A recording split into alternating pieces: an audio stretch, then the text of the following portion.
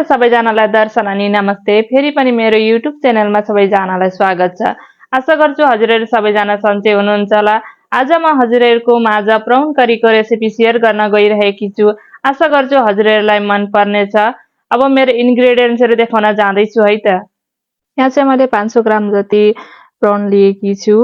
मेरो मसलाहरू मध्ये जिरा, सर्स्यौ, रातो खुर्सानीको धुलो, अनि यहाँ मैले लिएकी छु धनिया पाउडर, यहाँ मैले जीरा पाउडर, गरम मसला, हर्दी, नुन, अनि 2टा मिडियम साइजको टमाटर, 2टा खुर्सानी, अनि यो कडी पत्ता लिएकी छु।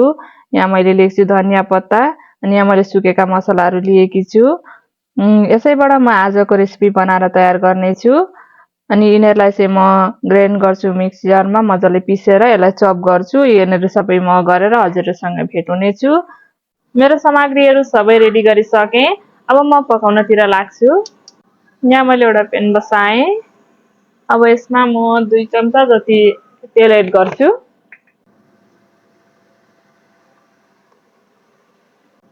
मेरो जिरा यहाँ पड्काउनलाई भने यसको सँगसँगै म यो सर्स्यौ पनि पछि यो सुकेका मसलाहरू एड गरेँ।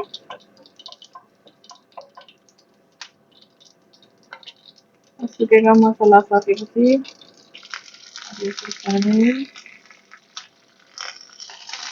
कडी पत्ता,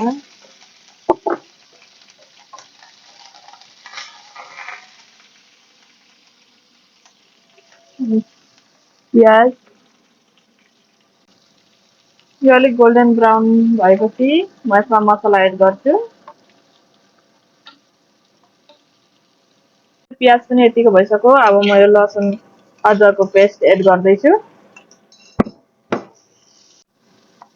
मेरो मसला यतिको भयो। अब म यो धुलो मसलाहरू एड गर्दैछु।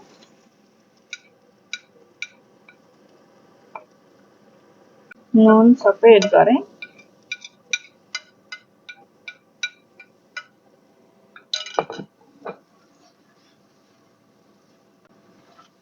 यो मेरो मसला यतिको पाको। अब म यसमाथि यो टमाटरको पेस्ट एड गर्दैछु।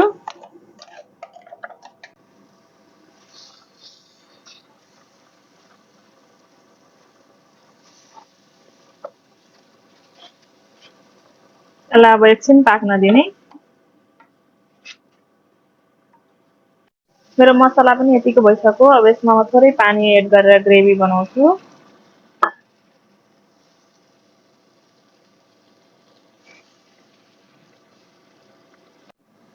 मेरो यो ग्रेभी पनि यतिको भइसक्यो। अब म यसमा प्राउन एड गर्छु।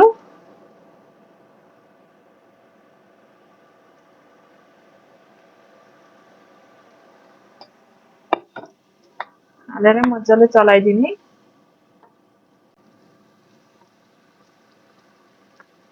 अब यसलाई 10 मिनेट जति छोपेर पकाउने।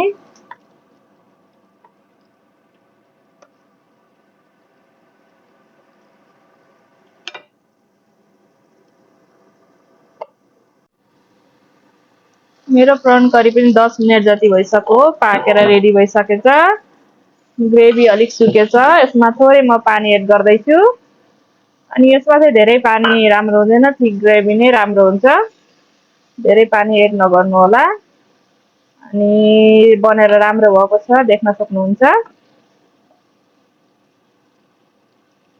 मेरो तयार भइसकेको छ। अब यसमा म धनिया एड गर्दैछु।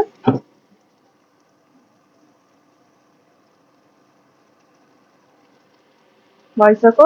अब म यसलाई हिट अफ गरेँ। पाकेर मेरो रेडी भयो। अब म सर्भ गर्नतिर जान्छु। म चाहिँ अब धेरै बेरसम्म पर्खिन सकिनँ। साथीभाइ हजुरहरूले पनि टेस्ट गर्नु होला।